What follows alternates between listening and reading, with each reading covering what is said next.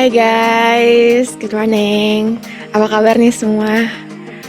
Bereaksi dong kalau semangat hari ini. Oke, jadi sebelum kita mulai ibadah kita siapkan hati kita untuk worship ya teman-teman.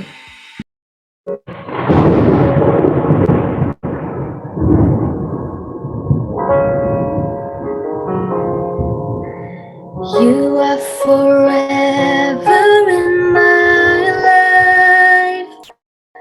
You see me through the season. Cover me with your hand and lead me in your righteousness, and I look to you, and I wait on you, and I sing to you, Lord, a hymn of love for your faithfulness to me, and I'm carried in everlasting arms. You'll never let me go through it all. You are forever. You are forever in my life.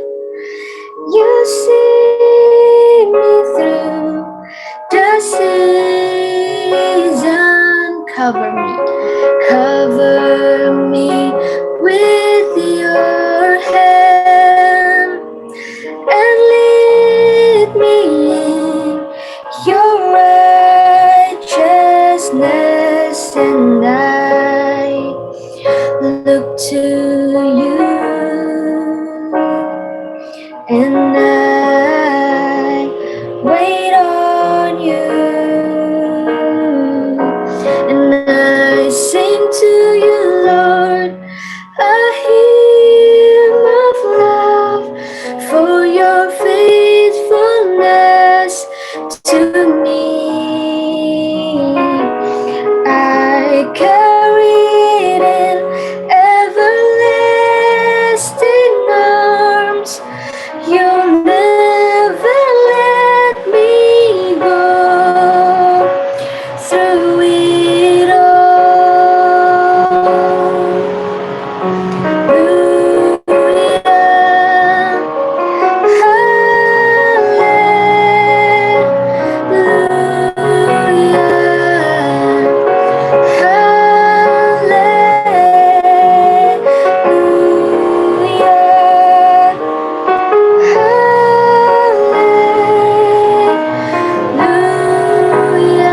Sing hallelujah.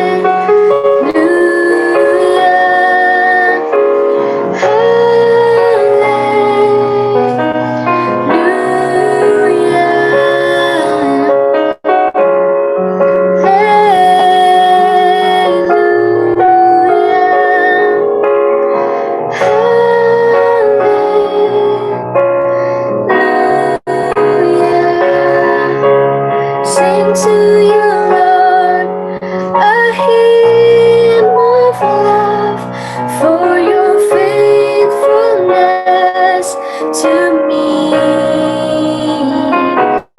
and I'm carried in everlasting arms. You'll never let me go through it all.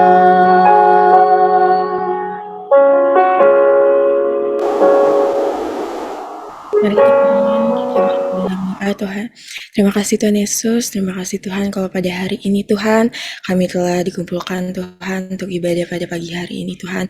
Kami tahu Tuhan kami berkumpul pada hari ini semua atas izin-Mu Tuhan.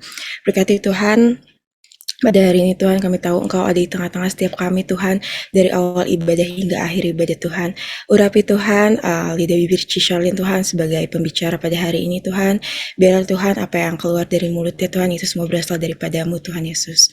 Kami juga berdoa Tuhan, biarlah kami Tuhan sebagai pendengar Tuhan untuk dijauhkan Tuhan dari kedistrakan Tuhan. Biarlah kami tetap fokus Tuhan untuk mendengarkan firman-Mu Tuhan Yesus. Berkati juga Tuhan setiap sinyal pada rumah setiap kami Tuhan, biarlah kami bisa mengikuti ibadah ini dari awal hingga akhir Tuhan.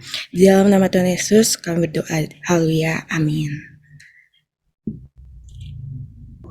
Amen. Thank you, Sharon. Thank you, everybody. So, I have a title for my message today, and judulnya adalah 100% di dalam Tuhan. So, 100% in God. So, before we start, kita baca dulu di Rut 1 ayat 1 sampai 17. Aku yang baca deh ya. Aku baca dari awal. Ini ada panjang, tapi it's a story that I want us to learn from Ruth and Orpah. Mungkin kalian udah sering dengar, cuman kita baca sama-sama lagi ya. Ruth dan Naomi. Pada zaman para hakim memerintah, ada kelaparan di tanah Israel. Lalu pergilah seorang dari Betlehem Yehuda beserta istrinya dan kedua anaknya laki-laki ke daerah Moab untuk menetap di sana sebagai orang asing. Nama orang itu ialah Elimelek, nama istrinya Naomi, dan nama kedua anaknya Mahlon dan Kileon.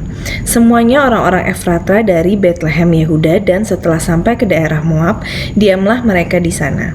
Kemudian matilah Elimelek suami Naomi, sehingga perempuan itu tertinggal dengan kedua anaknya. Keduanya mengambil perempuan Moab. Yang pertama bernama Orpah, yang kedua bernama Ruth.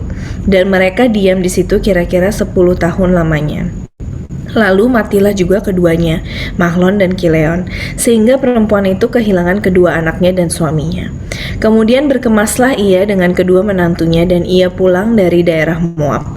Sebab di daerah Moab ia mendengar bahwa Tuhan telah memperhatikan umatnya dan memberikan makanan kepada mereka. Maka berangkatlah ia dari tempat tinggalnya itu bersama-sama dengan kedua menantunya. Ketika mereka sedang di jalan untuk pulang ke tanah Yehuda, berkatalah Naomi kepada kedua menantunya itu, "Pergilah, pulanglah masing-masing ke rumah ibunya.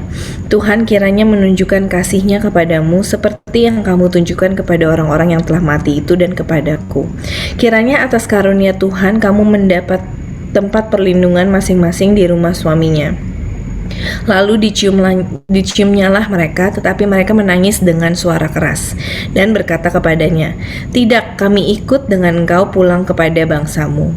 Tetapi Naomi berkata, "Pulanglah anak-anakku, mengapakah kamu turut dengan aku? Bukankah tidak akan ada lagi anak laki-laki yang kulahirkan untuk dijadikan suamimu nanti? Pulanglah anak-anakku, pergilah, sebab sudah terlalu tua aku untuk bersuami. Seandainya pikirku ada harapan bagiku, dan sekalipun malam ini aku bersuami, bahkan sekalipun aku masih melahirkan anak laki-laki, masakan kamu menanti sampai mereka dewasa? Masakan karena itu kamu harus menahan diri dan tidak bersuami? Janganlah kiranya demikian anak-anakku. Bukankah jauh lebih pahit yang aku alami daripada kamu, sebab tangan Tuhan teracung terhadap aku." Menangis pula mereka dengan suara keras. Lalu Orpah mencium mertuanya itu minta diri, tetapi Ruth tetap berpaut kepadanya. Berkatalah Naomi, "Telah pulang iparmu kepada bangsanya dan kepada para allahnya. Pulanglah mengikuti iparmu itu." Tetapi kata Ruth, "Janganlah desak aku meninggalkan engkau dan pulang dengan tidak mengikuti engkau. Sebab kemana engkau pergi, ke situ jugalah aku pergi. Dan di mana engkau bermalam, di situ jugalah aku bermalam. Bangsamulah bangsaku dan Allahmulah Allahku. Di mana engkau mati, aku pun mati di sana. Dan di sanalah aku dikuburkan. Beginilah kiranya Tuhan menghukum aku, bahkan lebih lagi daripada itu, jikalau sesuatu apapun memisahkan aku dari engkau, selain daripada maut." Oke, jadi ini cerita Ruth dan Naomi. I'm sure semuanya udah pernah dengar tentang Ruth dan Naomi, tapi kita baru baca. Jadi Naomi ini tuh sebenarnya orang dari Bethlehem dan Elimelek. Cuman karena ada kelaparan dia kabur ke Moab sama anaknya dua, Mahlon sama Kileon. Terus sampai di sana si Naomi punya suami Elimelek mati. Terus anaknya kawinin dong sama orang Moab, bukan orang Bethlehem loh ya, orang Moab. Dan orang Moab ketika married sama orang Moab, jadi Naomi punya dua menantu dong, Ruth dan Orpa. Tapi setelah Halo Putri. Tapi setelah married, anaknya pun mati gitu. Dua anaknya juga mati. Nah, terus tiba-tiba Naomi dengar katanya back in where she came from, Bethlehem itu udah nggak kelaparan lagi. Jadi karena bayangin dia itu pindah ke daerah orang lain. Jadi misalnya kita kayak di luar lah. Jadi kita misalnya orang Indonesia dan kita pergi ke negara orang lain gitu bersama keluarga kita. Tapi keluarga dia udah nggak ada. Dia udah nggak punya suami, anaknya udah mati, dan dia tinggal sama dia dan menantu dia, dan menantunya tuh orang sana gitu. Anggap aja misalnya kayak Naomi Indo, terus menantunya tuh dua orang bule. Dan karena Naomi suaminya dan anaknya udah nggak ada, ya obviously dia mau balik dong ke tempat where she came from. Okay, it's okay Georgia. Jadi kayak dia mau back to where she came from, and dia bilang ke anak menantunya, ya obviously ya you nggak usah ikut gitu loh, kayak gue balik aja sendiri gitu, karena mungkin gue masih ada keluarga di sana, masih ada orang-orang yang kenal gue gitu. Nah tapi Naomi bilang udah nggak usah ikut, lagian kayak lu masih muda gitu, lu bisa cari suami lagi di sini. Where Moab, by the way background ya, Moab itu menyembah berhala gitu. Moab itu nggak worship Tuhan tapi menyembah berhala. Jadi kayak Naomi bilang udah lu di sini aja cari suami lain. Tapi pertama-tama pas Naomi bilang kayak gitu, si Ruth sama Orpa dua-duanya kayak enggak lah, temenin lah. Bahkan Naomi bilang kayak thank you so much for the love that you have given me gitu. Kayak Naomi bilang tuh keduanya ini udah sayang banget sama dia, udah sayang banget sama anaknya, thank you, and you can just leave me gitu, I'll go back on my own. Dia mau kembali sendiri. Tapi Ruth sama Orpa bilang enggak, kita ikut gitu.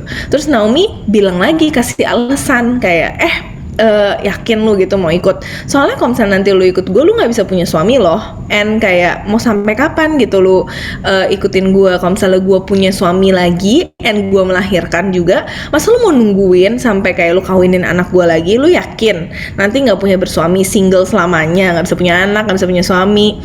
Terus Naomi akhirnya bilang, akhirnya si Orpa kayak oh iya bener juga, kayak oh shit I'm gonna go back, oke, bye bye gitu. Padahal tadinya dua-duanya sama, nangis janji mau temenin Naomi.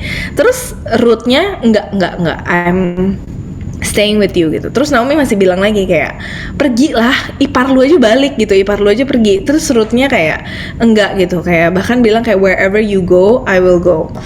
Nah kita bisa lihat sebenarnya Orpa jahat nggak sih? Siapa yang bilang Orpa jahat? Coba angkat tangan.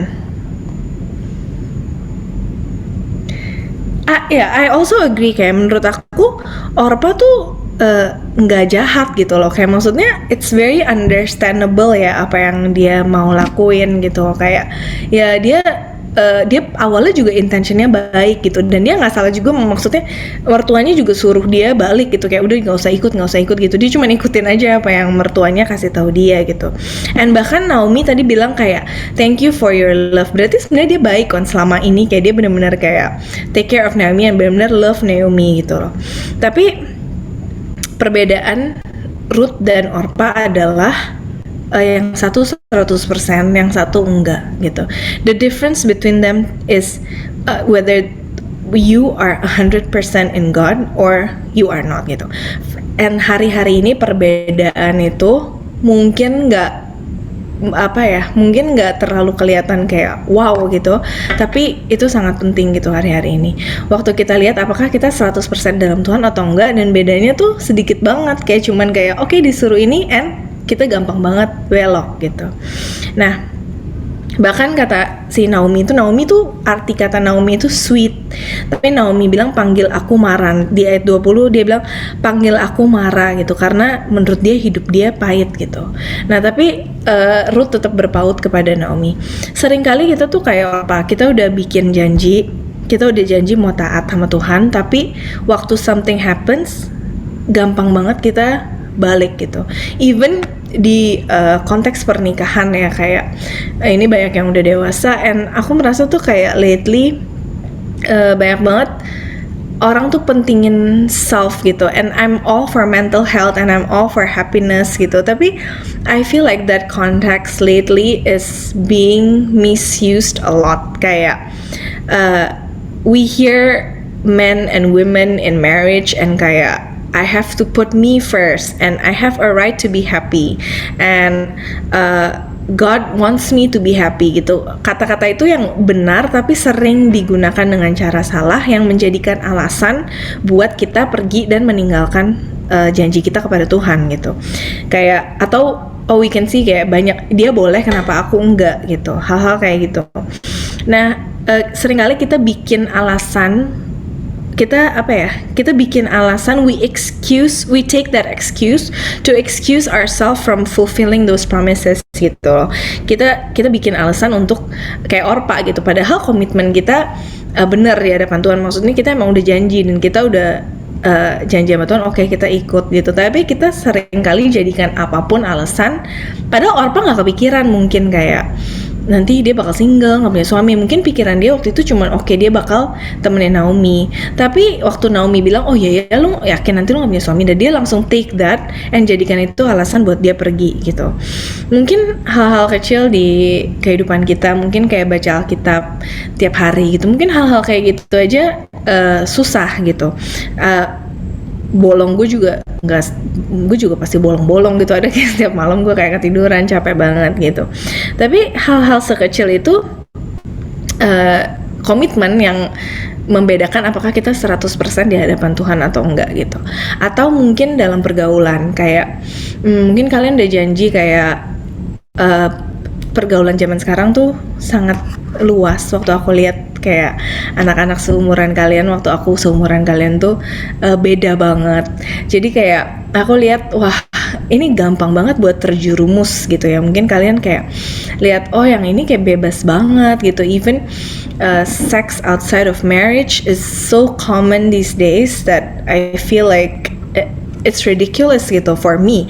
Tapi kayak for a lot of people tuh kayak biasa aja, lu jangan norak dong gitu. Kayak ini LGBTQ, love is love and something like that, itu tuh dijadikan biasa gitu. Tapi ketika kita kayak Ruth berpaut pada Tuhan, kalau kita benar-benar 100%, kita nggak gampang belok gitu kayak Orpa gitu. Dan kita harus tahu yang mana benar, yang mana salah. Nah, Orpa juga mungkin nggak punya a deep-rooted faith. I like that word, deep-rooted faith in God to pull through the possibility of a difficult life. Ketika kita dihadapkan dengan suatu hal yang susah, itu emang gampang banget, and tendensi kita pasti itu seperti Orpa. Tapi ketika kita punya deep-rooted faith in God, itulah yang bisa bikin kita jadi seperti Ruth gitu. Perbedaan antara Ruth dan Orpa, yang satu deep rooted faith, yang satu enggak. Yang satu berpaut. Kalian tahu gak sih kayak berpaut tuh apa? Kayak bahasa Inggrisnya kalau kalian baca Bible in English itu cling, kayak cling. You know, when I hear the word cling, it's like I imagine kayak Raylin tuh cling to me when she's so scared gitu. Jadi kayak kemarin tuh kita baru balik dari Singapore, terus ketemu Rere kan, gila anak gue takut banget sama Rere, takut banget. Jadi kayak waktu ketemu Rere dia tuh kayak bener-bener cling, gak tau kenapa dia takut banget sama Rere. Disuruh high five Rere tuh gak mau nangis, kayak bener-bener sama Rere doang. Yang lain kayak dia biasa aja, tapi dia takut banget sama Rere. Terus dia cling to me tuh kayak, jadi I gendong kan, dia tuh cling, ini badan I gitu, dia tuh cling bener-bener kayak nyangkut dari tangan sampai kaki, itu semuanya kayak nyangkut cling gitu, sampai kayak disuruh high five Rere tuh kayak no cling gitu, kayak bener cling, kayak kenceng banget pegangnya gitu.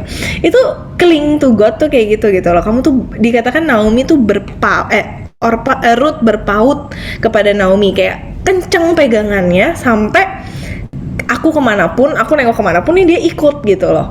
Kemanapun Tuhan pergi kita ikut, kita nggak bisa kayak lepas, nggak bisa go our own way gitu, karena kita cling. Nah, perbedaan Ruth sama Orpa itu yang satu ada komitmen buat cling, yang satu ada komitmen buat berpaut. Yang satu dikasih alasan pergi gitu. Okay, sorry, it's okay Kelly. Jadi Orpa itu came from a background that worship false idols. Jadi kayak di Moab itu mereka menyembah berhala. Nah, tapi Ruth itu komit untuk menyembah Tuhannya Naomi. Dia bilang, Tuhanmu menjadi Tuhanku, bangsamu menjadi bangsaku. Tapi Orpa nggak bisa bikin janji seperti itu gitu. Dia nggak ada komitmen buat bikin janji seperti itu. Nah, ketika sebagai Christians, we are attuned to God's promises and we can remain faithful through difficult circumstances when we have a deep-rooted faith in God gitu. Yang tadi aku bilang kita cling. Nah, Ruth sama Orpa itu sama loh motifnya, kayak awalnya dua-duanya bilang mereka bakal stick gitu. Kayak banyak dari kita dihadapkan dengan situasi yang sama, circumstance yang sama, tapi yang membedakan kita adalah respon kita gitu. Apakah kita ada niat untuk menepati janji.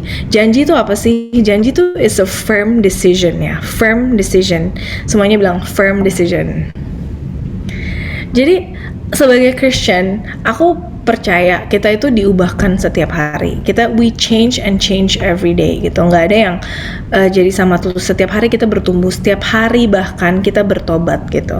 Nah, repentance kita itu bertobat setiap hari, dan being a Christian means that we repent again and again and again, karena kita pasti nggak bisa lepas dari dosa gitu. Jadi tapi yang membedakan kita, apakah kita 100% apa enggak, adalah kita harus punya decision that God put in my heart to change for the better gitu. Sometimes mungkin kita kayak Orpa, kayak kita udah punya motif yang benar, kita pasti fulfill our promises, tapi kayak Orpa di tengah-tengah jalan kita kembali ke jalan kita yang lama, kita kembali ke kebiasaan kita yang lama, kita kembali ke comfort zone kita yang lama gitu. We don't go ahead with it. Jadi hari ini I challenge you guys to be 100% gitu, tetap setia, tetap bersikeras, to hold on to that conviction that God has placed in your heart. And beda-beda mungkin, kayak I don't know what God put in your heart today, kayak janji apa yang kamu pernah bilang ke Tuhan and kamu lagi pingin jadi kayak Orpa gitu. Tapi today I wanna remind you guys, jadilah kayak Ruth, berpaut kepada Tuhan gitu, cling to God, because yang membedakan kita hari-hari ini adalah apakah kita berpaut kepada Tuhan, apakah kita 100% sama Tuhan, apakah kita punya that deep-rooted faith in God gitu. And I want us to read verse 17 together. Aku baca bahasa Indonesianya aja ya. Di mana engkau mati, aku pun mati di sana, dan di sanalah aku dikuburkan. Beginilah kiranya Tuhan menghukum aku, bahkan lebih lagi daripada itu, jikalau sesuatu apapun memisahkan aku dari engkau selain daripada maut. Berani nggak kita ngomong kayak gini ke Tuhan? Kayak misalnya kita udah janji, kita udah convicted, Tuhan taruh sesuatu dalam hati kita, dan kita udah janji ke Tuhan will do it gitu. Tapi kita berani nggak bilang gini ke Tuhan, kayak oke Tuhan, kalau I don't do this, dan Tuhan boleh hukum aku however you like gitu. Berani nggak kita ngomong gitu ke Tuhan gitu? Ketika God has put something in our hearts, I don't know what, tapi kita nggak bisa 100% gitu. Mungkin kita kayak Orpa. Nah, berani nggak kita kayak Ruth ngomong ke Tuhan kayak oke, if I don't keep my promise, kamu bisa menghukum aku however you like gitu. So whatever it is God is asking you to change in your lives, berani gak ngomong gitu, Tuhan, I'm gonna do this gitu, I'm gonna change, and if I don't, you can punish me however you like. Because Ruth and Orpa dua-duanya had all the reasons to go back. Kayak imagine jadi Ruth dan Orpa gitu loh. Mereka dua-duanya di situasi yang sama. Mereka dari Moab, dua-duanya dari Moab. Mereka dua-duanya married sama this brother gitu, and these two brothers mungkin mereka pas married mereka mengharapkan happy ending. Siapa sih yang married kayak mengharapkan kayak sad ending, hidupnya hancur gitu? Enggak, mereka mengharapkan happy dan ya at least hidupnya lebih baik, atau at least sama lah, nggak turun gitu. Tapi ketika mereka dua-duanya sama waktu married sama dua orang ini, malah mereka langsung jadi janda dan mereka stuck with mertuanya itu si Naomi kan. Dua-duanya sama, and dua-duanya had all the reasons to go back. Dua-duanya di-justify lah kalau mau balik ke Moab sama keluarganya gitu. Tapi yang satu berpaut, yang satu gampang ke-swayed gitu. Jadi don't let your circumstance be your excuse. Jangan jadikan situasi kita menjadi alasan kita. Jangan gunakan masalah kita menjadi alasan kita untuk go back gitu. Kita harus tetap setia, faithful to God, regardless of our circumstances, of all the excuses we make gitu. I don't know, mungkin abis ini kalian bisa sharing what is your circumstance, and apakah kalian pernah jadi Orpa atau pernah pengen jadi Orpa tapi kayak tetap jadi Ruth gitu. Tapi I wanna listen to you guys gitu, karena hari-hari ini hidup di dunia hari-hari ini itu gak gampang, and menjadi 100% dalam Tuhan itu 100% commit ke rules Tuhan itu gak gampang. 100% jadi Ruth itu gak gampang. Of course lebih gampang jadi Orpa. Ketika ada masalah dikit kayak cek, kita balik deh, ya udah deh ke comfort zone aja, in our tiny little bubble and everything is fine gitu. Tapi I encourage you guys, gimana caranya sih biar jadi Ruth?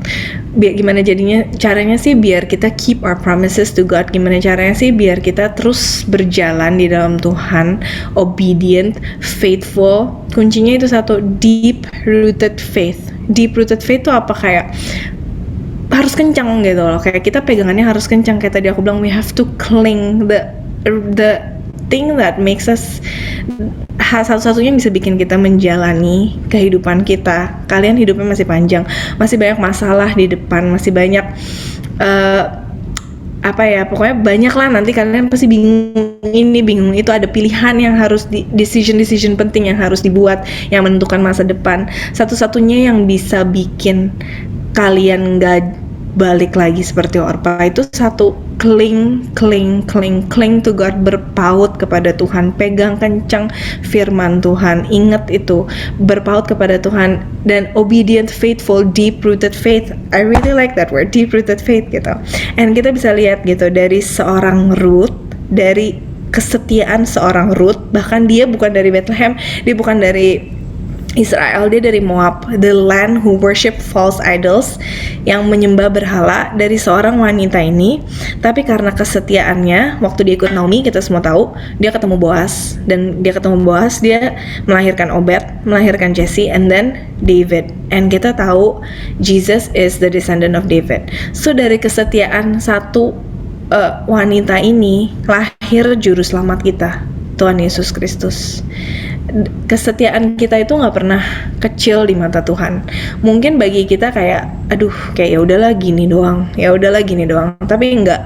Tuhan lihat gitu. Tuhan lihat dari kesetiaan seorang Ruth, lahir juru selamat kita. And do you know who Orpa ended up giving birth to? Orpa ended up giving birth to Goliath. Goliath itu keturunannya Orpa. Dan ketika aku baca-baca lagi, ada tiga other giants yang juga keturunannya Orpa, yang end up dibantai juga sama Daud gitu. Jadi Ruth itu chosen by God to be an instrument of His purpose, by which Jesus can be introduced into the world. Ruth itu dipilih sama Tuhan untuk menjadi alatnya Tuhan, sehingga lahir Tuhan Yesus dari keturunan Ruth gitu.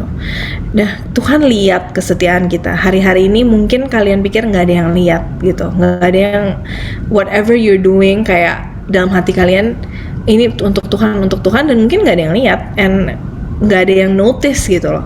Tapi percayalah, Tuhan lihat gitu. And even though we don't feel it, Tuhan tuh udah mau datang gitu, and God will reveal Himself to you. And percayalah, ketika kalian melakukan hal yang benar-benar 100% di dalam Tuhan, you keep your promise, God will reveal yourself to you. Roh Kudus dalam kalian tuh akan berbicara. Tuhan will reveal yourself to you daily. Because being a Christian tuh bukan kayak kita bertobat sekali and then we forget it. Tapi menjadi Kristen tuh it's repentance over and over and over and over again.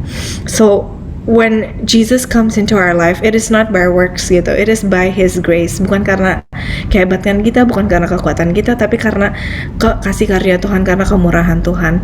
Jadi all we have to do is berpaut, we cling to Him gitu.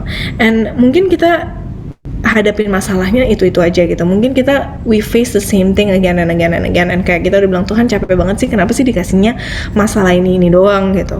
Tapi we can face it with a new spirit in Christ, and maybe kita nggak bisa do much to make our lives count. Kayak mungkin cita-cita kalian mungkin ada yang sebesar mau mengubah dunia, mau make the world change, atau ada yang sebesar mungkin mau jadi apa gitu. Tapi sekecil apapun, sebesar apapun, we start with something simple gitu. Start with clinging to God, berpaut kepada Tuhan, be obedient, be faithful, and commit gitu. I'm gonna close with this. I have a story. Jadi kayak di Shanghai itu tuh ada Chinese evangelist. Jadi kayak zaman dulu ya, ini zamannya Mao Zedong gitu, ada Chinese evangelist namanya Wang Mingtao. Jadi kayak dia bilang kalau misalnya dia itu ditaruh di penjara karena dia itu seorang Kristen. Nah, dan dia akhirnya karena dia di penjara karena dia Kristen, akhirnya dia bilang, oke, gue bukan Kristen lagi gitu, gue bakal renounce my faith, gue bakal let go of my faith biar gue bisa keluar dari penjara. Akhirnya dia keluar dari penjara karena dia bilang dia bukan Kristen, dia let go of Tuhan gitu, dia berbalik seperti Orpa. Terus dia bilang setelah dia keluar dari prison itu, dia bilang walaupun dia nggak di physical prison, dia nggak di penjara fisik, tapi dia merasa hidupnya itu seperti penjara karena dia tormented gitu soul dia kayak nyesel banget kenapa dia bisa kayak give up Tuhan gitu buat keluar dari prison. Dia bilang kayak dia sampai jalan-jalan di jalanan di China gitu, and dia kayak ngomong sendiri, dia bilang kayak aduh I'm Peter, dia kayak hampir gila gitu lah pokoknya, my name is Peter, I've denied my Lord gitu. And akhirnya karena ketahuan lagi dia kayak gila gitu, dia dimasukin lagi ke penjara sama Mao Zedong, dan kali ini for 18 years untuk 18 tahun gitu. Nah, si Wang Mingtao ini katanya every day in prison dia learn his lesson kan, dia nggak mau jadi Orpa, this time dia mau jadi Ruth, so dia cling. Jadi setiap hari dia di penjara ini dia nyanyi lagu ini by Fanny Crosby.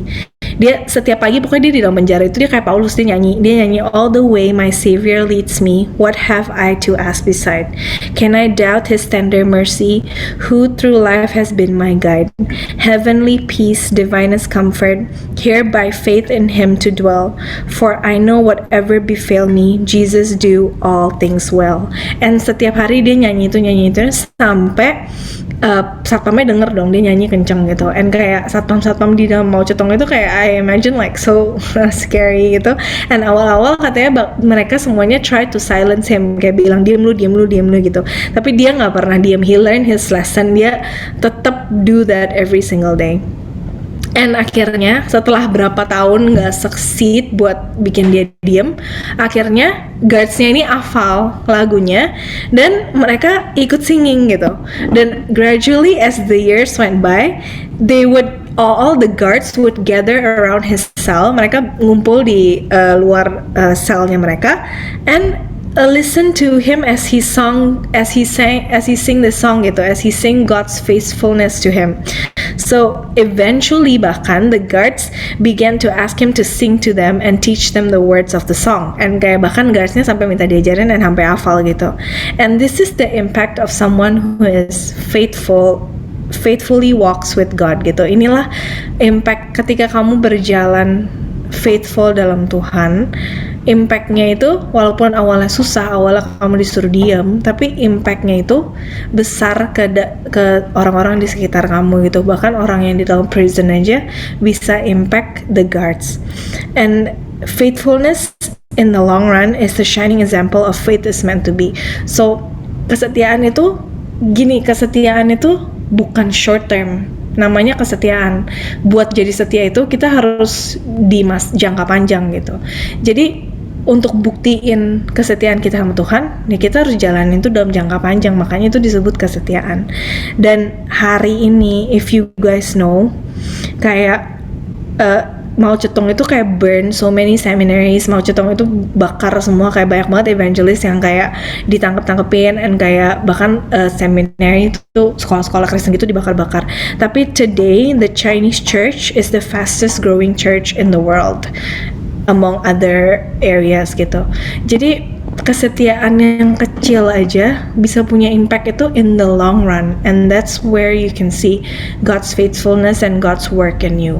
So today I don't know what God has put in your heart, what convictions you have, Tuhan taruh apa di hati kalian, tapi I want to remind you guys, jangan jadi kayak Orpa gitu. Walaupun nggak jahat, Orpa nggak salah, tapi Orpa nggak 100%. So today be 100% in God gitu. Jangan jadikan masalah kita alasan untuk turn back. Jangan jadikan situasi kita alasan untuk turn back. Tapi jadilah kayak Ruth, berpaut kepada Tuhan. Cling to God these days. And I promise you, God will reveal Himself to you daily. Thank you, everybody. Yeay, thank you Ci Charlene. Dari Roma 12 ayat 12, bersukacitalah dalam harapan, sabarlah dalam kesesakan, dan bertekunlah dalam doa. Amin. Guys, Oke. Udah. Kita tutup dalam doa. Oke. Bapak, terima kasih ya Tuhan untuk hari ini. Kami bersyukur Tuhan, kami bisa berjumpa mendengarkan firman-Mu Tuhan, walaupun melalui Zoom. Kami percaya Roh Kudus penuhi setiap kami, Kau hadir di tengah-tengah kami Tuhan. Terima kasih Bapak, kami bersyukur Kau mengingatkan kami ya Tuhan, to be 100% in You Tuhan, to cling to You, untuk berpaut kepadamu Tuhan. Karena kami tahu Tuhan, masalah dalam hidup kami pasti datang Tuhan, tapi satu yang kami tahu, Kau gak pernah berubah selama-lamanya. Kami mengandalkan Engkau Tuhan dalam kehidupan kami. Terima kasih Bapa, berdoa untuk setiap kami, baik dalam pekerjaan maupun dalam studi Tuhan. Berdoa juga untuk Sharon dalam laporan magang Tuhan. Kami percaya Kau yang lancarkan. Kami bersyukur Kau berikan magang yang terbaik untuk Sharon Tuhan, dan sebentar juga akan selesai. Kami percaya Kau berikan Sharon hikmat, kepintaran daripadamu untuk memberikan laporan yang terbaik Tuhan. Terima kasih Bapa, terima kasih Tuhan. Bahkan Sharon juga bisa menjadi berkat bagi orang-orang di kantornya Tuhan. Juga untuk setiap kami ya Tuhan, dalam keseharian kami, Kau yang tuntun terus ya Tuhan, apapun yang kami lakukan, apapun yang kami kerjakan Tuhan, biarlah semuanya bisa memberikan kemuliaan bagi-Mu Tuhan. Terima kasih Bapa, terima kasih Tuhan untuk hari ini. Hanya di dalam nama Tuhan Yesus Kristus kami berucap syukur. Haleluya. Amin. Amin. Thank you everybody. See you next week in church. Bye. Thank you. Have a good weekend. bye guys.